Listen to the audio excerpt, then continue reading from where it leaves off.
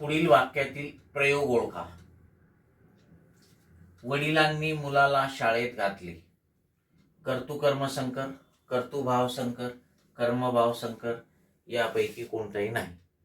मित्रांनो लक्षात घ्या, जर तुम्हाला वाक्य दिलं आणि वाक्यामध्ये संकर प्रयोगाची पर्याय असतील, संकर प्रयोगाचे पर्याय दिलेले असतील, तर लक्षात घ्या कर्त्यालाही प्रत्यय असेल आणि कर्मालाही प्रत्यय असेल.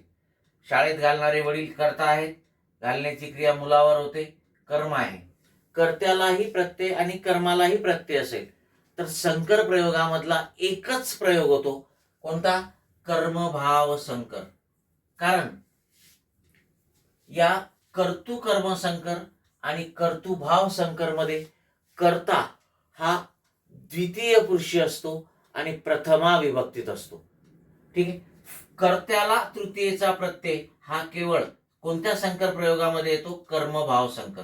आणि आता इथे बघा, कर्त्यालाही प्रत्यय, कर्मालाही प्रत्यय आणि घातले हे तृतीय पुरुषी एकवचनी नपुंसक लिंगी क्रियापद.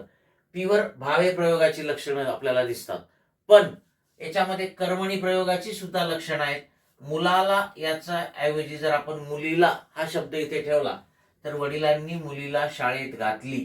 क्रियापदाचं रूप बदलते कर्मानुसार, जे की कर्मणी प्रयोगाचं लक्षण आहे.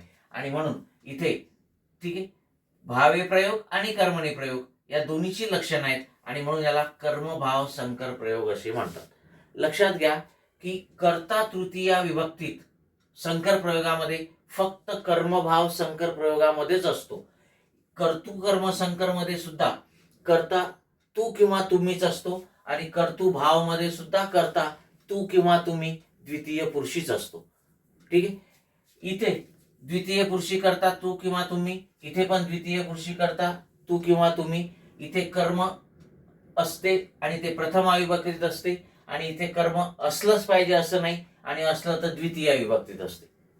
Okay, yes. आपलं उत्तर कर्मभाव संकर.